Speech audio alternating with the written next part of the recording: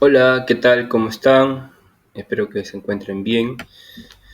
Bien, bueno, ya sabemos que exactamente en un año se va a realizar las elecciones presidenciales y parlamentarias, las elecciones generales, ¿no? Donde también elegiremos a nuestros representantes del Parlamento andino. Y bueno, ya desde hace unos años, en realidad desde el 2019, tengo un proyecto, un programa por internet, donde podremos analizar la coyuntura política y también poder entrevistar tanto a personajes públicos como a académicos que investigan la política peruana, la sociedad peruana en términos de poder desde un enfoque de las ciencias sociales y desde otros del conocimiento, ¿no? Bien, entonces esta va a ser la primera vez que comparto con ustedes un video, trataré de hacerlo seguidamente, espero que por lo menos tengamos no menos de 2 videos al mes, en algunas situaciones podremos hacerlo una vez a la semana y podremos también compartir algunos análisis míos, ¿no? Sobre algunos temas que profundizo, algunos temas que me interesan y ya lo podrán ir escuchando. Les agradezco mucho que me acompañen. Ahora voy a compartir con ustedes un análisis que hice o varios análisis que he venido haciendo desde hace unas semanas, a partir de un tema importantísimo que está pasando en el país, ¿no? Hace mucho tiempo ya, pero que, bueno, en los últimos meses parece que hay una atención social, institucional, mediático, con mucha mayor importancia, y espero que puedan acompañarme en este análisis si tienen algunos comentarios, algunas sugerencias de qué información, de qué conocimiento revisar, a quiénes entrevistar. Yo siempre estaré muy gustoso de poder leerlos y escucharlos de tal manera que podamos ir construyendo puntos de vista, argumentaciones, diálogos, seguramente también algunos debates o algunas divergencias sobre cómo entender los problemas del país y cómo encontrar también salidas a nuestros problemas, ¿no? Bien, entonces el 16 de marzo publiqué lo siguiente, la promesa de la vida segura requiere cambios integrales, donde digo lo siguiente: la crisis de seguridad pública no se soluciona con el cambio de un ministro, esa personalización es una solución marginal, es más una apariencia de cambio, aunque puede ser un mensaje político importante de responsabilidad, siempre será insuficiente. La crisis de seguridad pública se soluciona con respuestas integrales. Las violencias, las inseguridades públicas, los crímenes tienen una naturaleza compleja y su solución debe ser equivalente. Aun cambiando de un ministro de turno, el enfoque y el modelo de respuesta podría persistir. No basta, por ejemplo, un énfasis en el trabajo policial de otras entidades como la Fiscalía y el Poder Judicial. Tampoco bastará el cambio de algunas normas que responden a lógicas punitivas o de impunidad. Por el contrario, se requiere una mirada de largo plazo y multisectorial, lo que exige estabilidad y políticas integrales de prevención más allá de lo situacional. Además, se requieren pactos políticos y técnicos de largo plazo con una respuesta sistemática que aborde aspectos sociales, económicos, políticos y culturales. En específico, la respuesta a fenómenos criminales como la extorsión y el sicariato no puede reducirse al cambio de un ministro. Hay que exigir la mejora, primero, del conocimiento del problema y la evaluación de las políticas; dos, los diseños institucionales y comunicacionales; la regulación de comportamientos del personal del servicio público y de la sociedad; la estabilidad y la especialidad de los actores públicos; los tiempos, los recursos, las coordinaciones, así como la confianza por desempeño. Que la crisis como esta, con un incremento de los homicidios, donde resalta la más reciente y lamentable pérdida del cantante Paul Flores, no nos ciegue en la solución que debemos demandar. Se requiere cambios integrales como los planteados en las políticas nacionales, los programas, las estrategias e intervenciones poco conocidas, pero también se va a requerir una mayor movilización social que no terminen en reacciones coyunturales. Entonces, en esta columna publicada en LinkedIn, a columna que he llamado además en general Vida Gobernada, y que va a acompañar el nombre de estos videos que voy a ir compartiendo con ustedes, tanto de manera grabada como en vivo también, es que digo que eh, el análisis de la vida segura o la promesa de la vida segura para nuestro país no puede y no tendría que agotarse en la fijación por una sola persona si se encuentra tal y cual persona como ocupando el cargo de ministro. El análisis de la vida segura requiere un enfoque integral y este es un poco eh, la reflexión que quise compartir el 16 de marzo, ¿no? Hay que analizar los enfoques, hay que analizar el fenómeno en su integralidad, hay que analizar eh, las distintas instituciones que participan en la provisión de un bien como la seguridad pública y de esa manera poder tener también propuestas integrales, ¿no? Propuestas seguramente que requieren un grado de complejidad, pero que es exigido también por la naturaleza del problema, ¿no? En otra ocasión, el 21 de marzo, publiqué una columna llamada De la protesta a la propuesta, el caso de la seguridad ciudadana. Y dije lo siguiente: la aparente incongruencia social entre calificar la delincuencia como uno de los principales problemas del país y participar de acciones de protesta finalmente se está rompiendo. Está surgiendo un movimiento social activo contra la inseguridad ciudadana. Se trata de un surgimiento lento y progresivo, pero potencialmente firme. Se trataba de una aparente incongruencia en tanto existió y seguirá existiendo algunas formas pasivas de protesta, tal como la desconfianza ciudadana para relacionarse positivamente con las autoridades públicas y del orden y la justicia. Era una apariencia en tanto existieron protestas contra estas, pero tuvieron un carácter más individual, coyuntural y gremial corporativa. Aunque la autoridad tuvo respuestas, estas han sido marginales, focalizadas y temporales. Frente a esta limitada respuesta en contextos de incremento o intensificación del crimen, la protesta ha pasado de formas pasivas a unas más activas. Sin embargo, la protesta más firme tampoco bastará por sí sola. Se requiere pasar a la propuesta sostenida por un movimiento social. Esta no se agota con un cambio de ministro. La promesa de la vida segura requiere cambios integrales.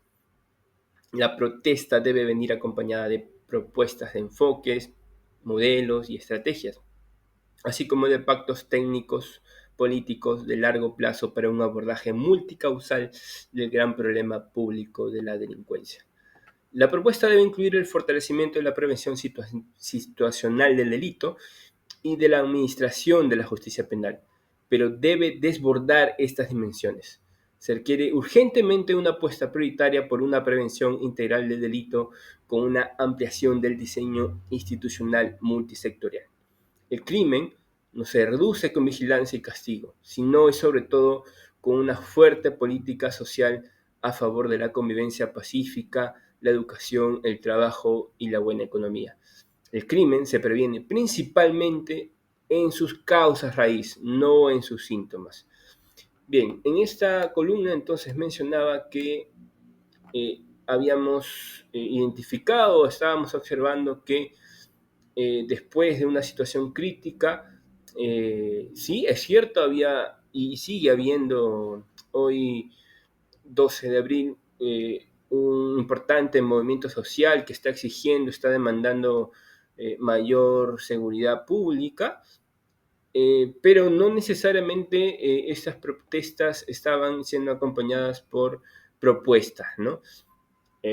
Propuestas en términos de lo que mencionaba en la columna anterior, ¿no? Una propuesta que tenga una mirada integral y también una propuesta de solución integral que responda a la complejidad del fenómeno, ¿no? No solo se puede exigir, por ejemplo, cambio de ministros, hay que cambiar también la forma en cómo se está entendiendo el fenómeno, y para eso hay que tener información, hay que generar evidencia, hay que revisar si es que nuestros diseños organizacionales están actualizados y se ajustan a nuestros objetivos y a nuestra realidad, a las necesidades, al problema que estamos enfrentando. Por supuesto, hay que analizar también si es que estamos dando el suficiente peso a todas las dimensiones de intervención, ¿no? Sobre todo en un fenómeno de la seguridad pública que es complejo. Se requiere no solamente tener, por ejemplo, miradas punitivas o que traten de prevenir el delito cuando esté a punto de aparecer en nuestra vida cotidiana, sino que debemos tener miradas mucho más estructurales, integrales, que vean el largo plazo, que vean la multidimensionalidad, la complejidad del crimen, que es explicado no solamente por factores del momento en que ocurren los hechos delictivos, sino un tiempo más estructural de largo plazo explicado por distintos factores sociales, socioeconómicos, culturales y políticos más extensos y que no se resuelven pues en el corto plazo, ¿no? Bien, entonces me pueden dejar también sus comentarios frente a esta mirada, ¿no? Pueden leer además la columna en mi LinkedIn, donde comparto estos análisis en mi Facebook también, por supuesto. Y luego el 30 de marzo escribí lo siguiente, ¿no? A propósito además de una columna de un colega y amigo, Arturo Guaitaya, hice la siguiente reflexión llamada "La crisis policial requiere miradas integrales", una primera parte, ¿no? Ahí dije lo siguiente, escribí lo siguiente, sostuve lo siguiente. Guaitaya sostiene que, abro comillas, la emergencia policial no se debe a carencias, sino a una descomposición por corrupción. Cierro comillas. Refiere que la emergencia es una cuestión de descomposición institucional. En términos de Guaitaya, afirma que la emergencia policial es mucho más profunda que una simple falta de recursos. Resalta que, abro comillas, los propios agentes policiales reconocen que la descomposición de la institución es el problema de fondo. Concluye que la corrupción es su problema más grave. Para Guaitaya, entonces, la descomposición por corrupción o la descomposición institucional o la corrupción, en el supuesto de que sean lo mismo, sería el problema raíz. Sostengo que la tesis de Guaitaya hace lo propio que él reclama, peca de reduccionismo, denuncia la corriente del enfoque de carencias por reducir la crisis policial a un tema de recursos, pero él lo reduce a un tema de integridad. En mi mirada, tanto la carencia de recursos como la corrupción son factores que explican la crisis policial, pero no son los únicos, en tanto hay varios más y no son los más importantes porque no se ha demostrado que así lo sea. Ya anteriormente he sostenido que la solución de los problemas no se consigue con el cambio de un solo factor.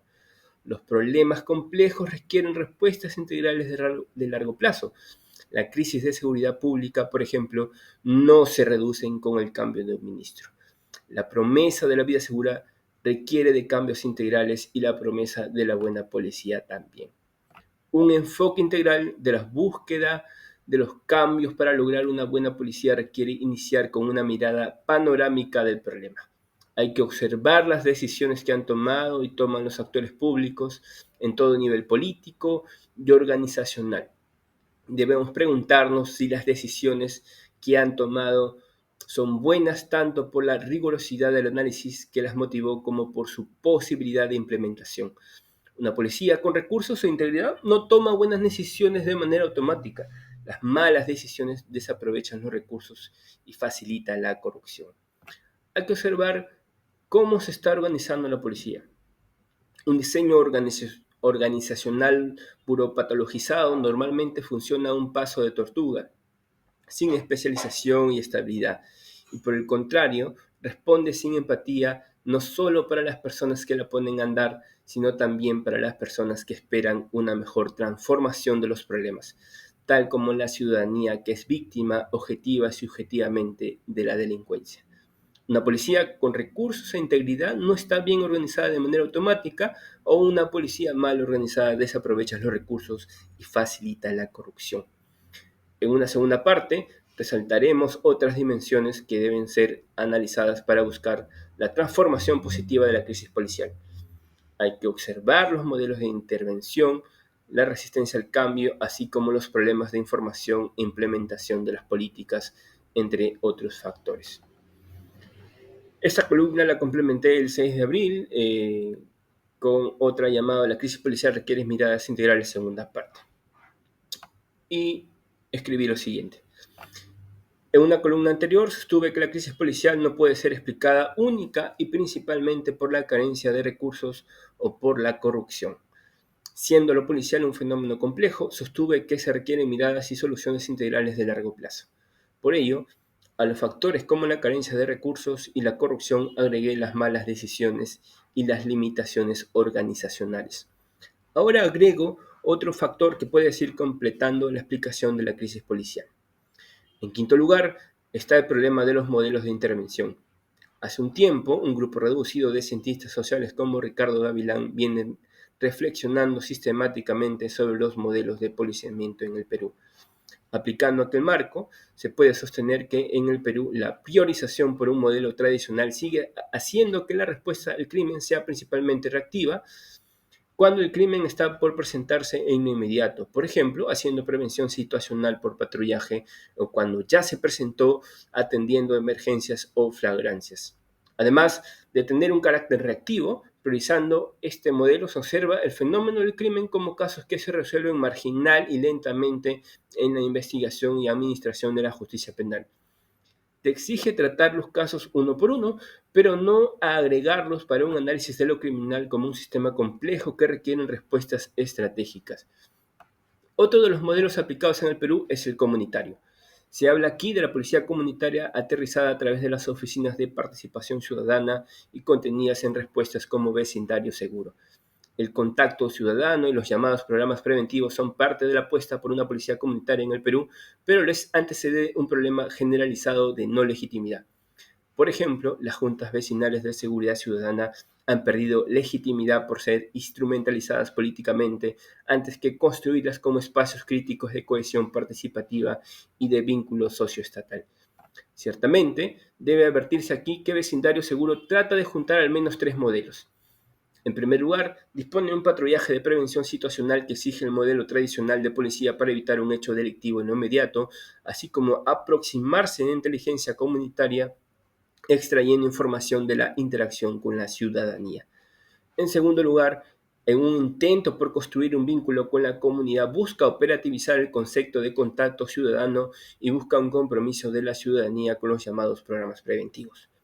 En tercer lugar, incrusta la prevención social, principalmente secundaria, a través de los llamados programas Club de Menores y Patrullaje Juvenil, buscando fortalecer habilidades psicosociales de las niñas, niños y adolescentes, además de su involucramiento en barrio seguro. Sin embargo, la aplicación de este trimodelo no significó una adaptación organizacional ni formativa, ni una evaluación de impacto y el rediseño de los programas preventivos que se involucraron. Sintetizando lo dicho, la crisis policial no agota su explicación en la carencia de recursos, la corrupción, las malas decisiones y los límites organizacionales. Estos factores aparecen regularmente combinados junto a los problemas asociados a los modelos de intervención y la concurrencia de estos con diferentes desarrollos formativos, ni especializados ni estables.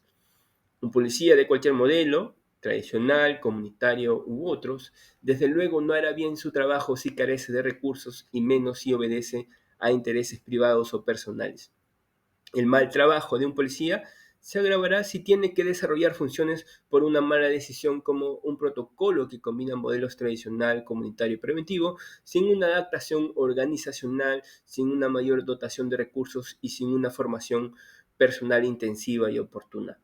La crisis policial a todo nivel siempre se explica por una combinación de factores y la definición de cuál es más importante no se presenta a priori a primera vista según cómo, desde y hasta dónde se mide. Se requiere una mirada integral.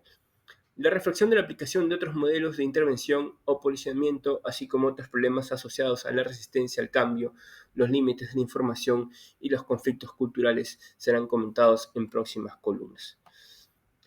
Bien, entonces estas son las reflexiones que he ido compartiendo con ustedes de manera escrita y que ahora comparto en ese video. Espero que puedan leerlos, que puedan escucharlos, que puedan también darse un momento para tener sus propios análisis y compartirlos por el video o por otro medio que crean conveniente, ¿no?